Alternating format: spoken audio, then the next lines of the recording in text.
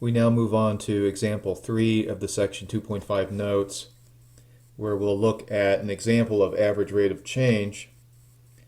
I'm going to try to finish the notes on this video, so we'll try to get through both examples here.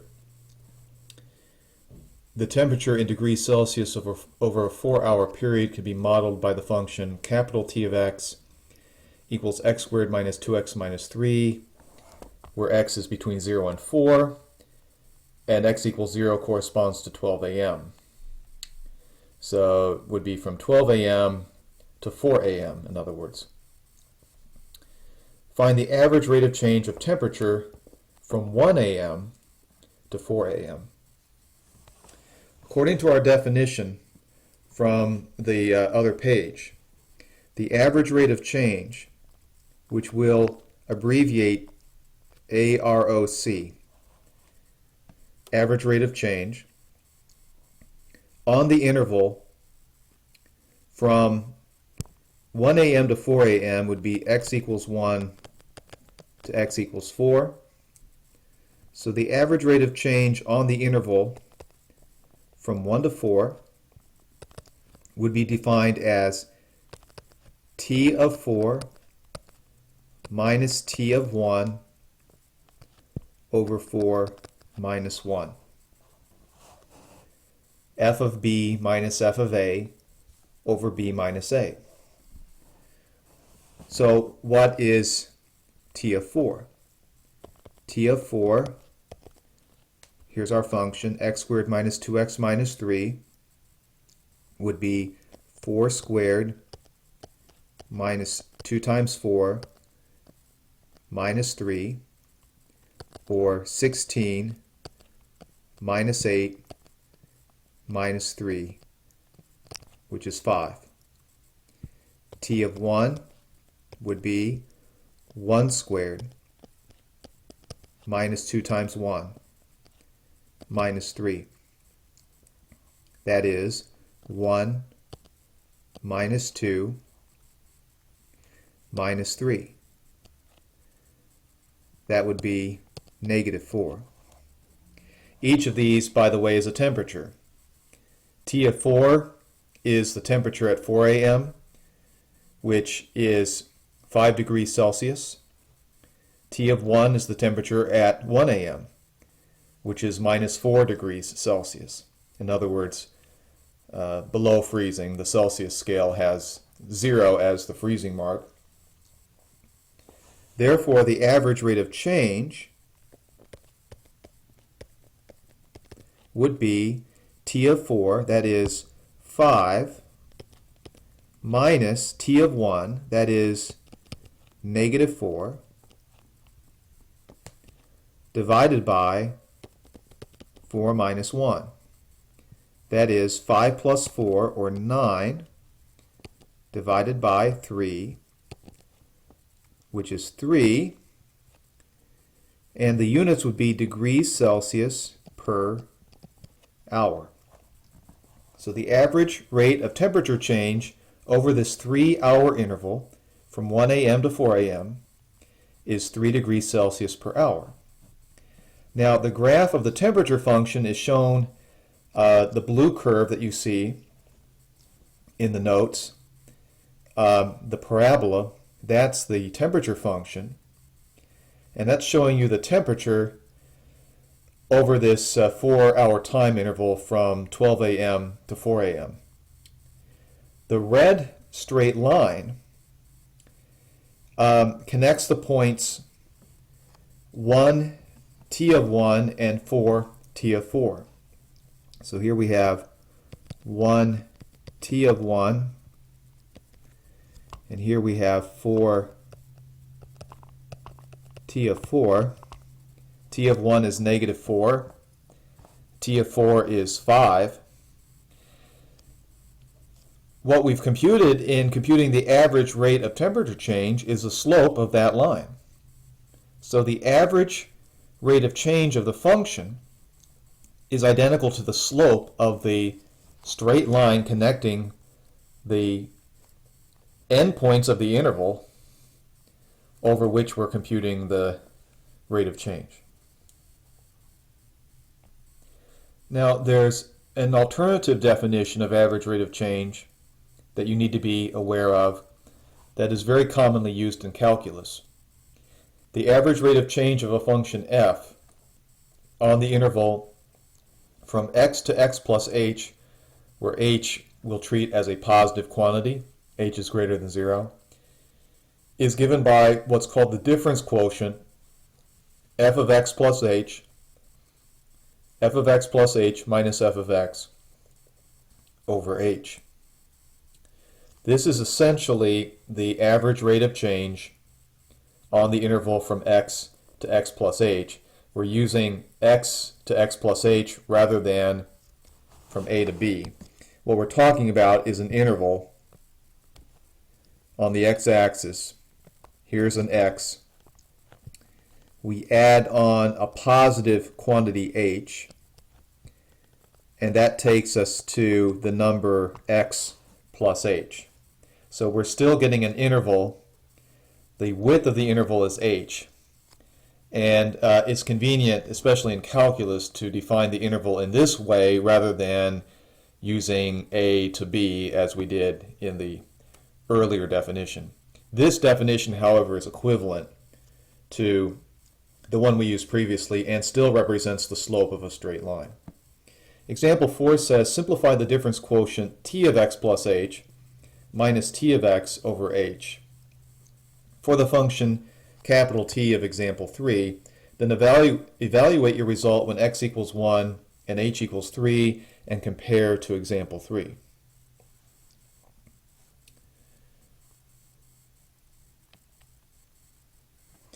So recall that our temperature function, T of x, is x squared minus 2x minus 3.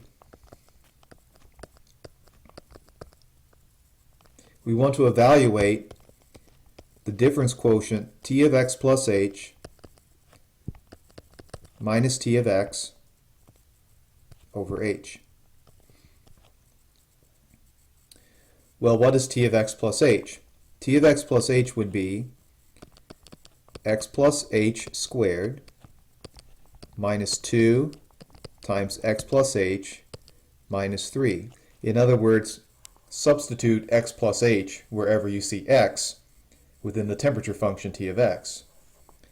Then minus T of x, that means you're subtracting all of T of x. So I'm going to use parentheses to group the terms of T of x together. We're going to subtract x squared minus 2x minus 3, and then that whole thing gets divided by h. And so what we have to do is some algebra to try to simplify this. Eventually, the goal is to cancel h from the denominator. Now, when we square x plus h, we have to be careful. It's not equal to x squared plus h squared. It is the square of a binomial. So we have to think of it as x plus h times x plus h and use FOIL.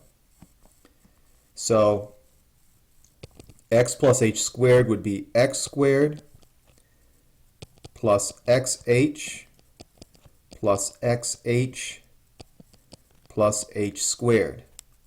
The xh's are coming from the outer and the inner products of the FOIL method. Then distributing negative 2 minus 2x minus 2h minus 3, and then distributing the negative sign across the parentheses, minus x squared plus 2x plus 3.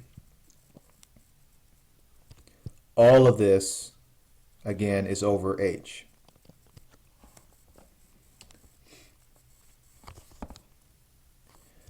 Okay, now let's simplify a little bit further here.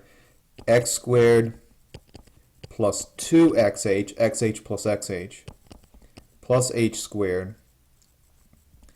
minus 2x minus 2h minus 3 minus x squared plus 2x. Most of it I'm just recopying, as you can see, all divided by h. Now, quite a bit should cancel out here. Anything that does not contain an h should cancel. Minus x squared and minus x squared. Minus 2x and plus 2x. Minus 3 and plus 3. So what's left now is 2xh plus h squared minus 2h. Just 3 terms are left.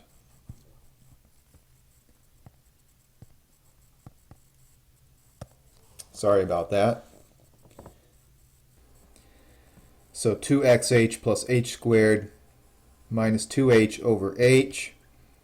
And then each term in the numerator contains at least one factor of h, so we can cancel h in the denominator into each term in the numerator, and therefore we get 2x plus h minus 2. So it took a little bit of work, but we obtain this expression for the average rate of change. Now, if we let x equal 1 and h equal 3, this average rate of change would have the following value: 2 times 1 plus 3 minus 2. In other words, it would be equal to 3. Well, that's not coincidentally the value I'm not saying it correctly. It's not a coincidence that this value is identical to the value we obtained in example 3. And let me explain why that's the case. If we have the interval from x to x plus h, and we have x equal to 1 and h equal to 3, then what we're dealing with here is the interval from 1 to 1 plus 3, which is the interval from 1 to 4, which is the same interval we used with the same function in example 3, and we obtained the same value for average rate of change. So this is an alternative method of finding average rate of change. It turns out that this method, although it seems a lot more complicated, is actually more useful when you're examining rates of change in calculus, because in calculus what you're trying to do is to shrink down the interval whose width is h units to try to approximate what we call an instantaneous rate of change for the function. So that's why we tend to favor this second approach in calculus, and so this is a method that you need to be familiar with now in preparation for the calculus course. I should also point out, just in closing, that more than likely the topic of your project for the semester will involve this very topic of average rate of change, and you'll be doing more with these difference quotients and getting a little closer to what's done in calculus to prepare those of you who are going to take calculus for how you'll see these used in that course. So this material will be of importance to us when we're looking at the project later in the semester.